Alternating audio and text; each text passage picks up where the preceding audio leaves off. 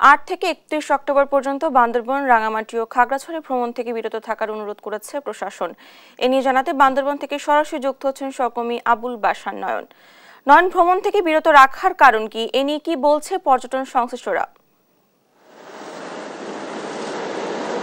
হ্যাঁ ডানা, আসলে আপনি জানেন যে পর্যটনের নিষেধাজ্ঞা এবং নিরুৎসাহিত এই দোলাচলেই মূলত 2019 সাল থেকেই যে বান্দরবানে যে নানা সংকট, সেই সংকটের প্রভাবটা আসলে পর্যটন খাতে পড়েছে, যার কারণে আমরা গতকাল বান্দরবান জেলা প্রশাসনের সঙ্গে আমরা দেখেছি পর্যটন ব্যবসায়ীরা যোগাযোগ করেছিলেন। তারা স্থানীয় যে আইন শৃঙ্খলা বাহিনী তাদের সঙ্গে যোগাযোগ করেছেন, সেনাবাহিনীর সঙ্গে কথা বলেছেন। আমি এখানে আসলে হোটেল রিসোর্ট মালিক সমিতির সাংগঠনিক সম্পাদক রয়েছেন, তার কাছে একটু জানতে চাই যে পর্যটনের যে নিষেধাজ্ঞা এবং নিরুৎসাহিত এই বিষয়টা নিয়ে প্রভাব কেমন পড়েছে পর্যটন ক্ষেত্রে।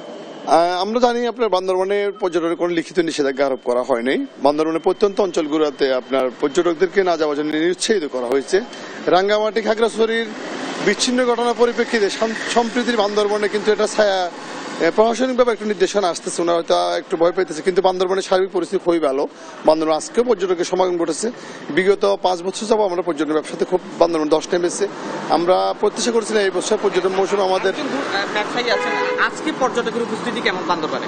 আজকে সকাল থেকে আমরা যেটা লক্ষ্য করেছি যে পর্যটকের বেশ ভালো একটা উপস্থিতি আছে। বেশ কিছু পর্যটক দেখলাম নীলগিরি, নীলাচল, যে সমস্ত স্পটগুলো খোলা আছে ওগুলোতে সবাই অবাধে ভ্রমণ করতে পারছেন।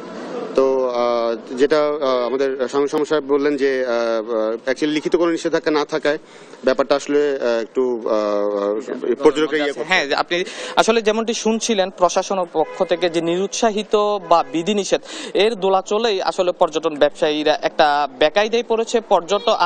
একজন ব্যবসায়ীর সঙ্গে কথা বলছিলাম, তিনি জানাচ্ছিলেন আজকেও বান্দরবানে পর্যটকের উপস্থিতি রয়েছে। আমরা একটু আগে বিভিন্ন পর্যটন স্পট ঘুরে দেখেছি, বেশ কিছু পর্যটকের উপস্থিতি আমরা আসলে দেখেছি।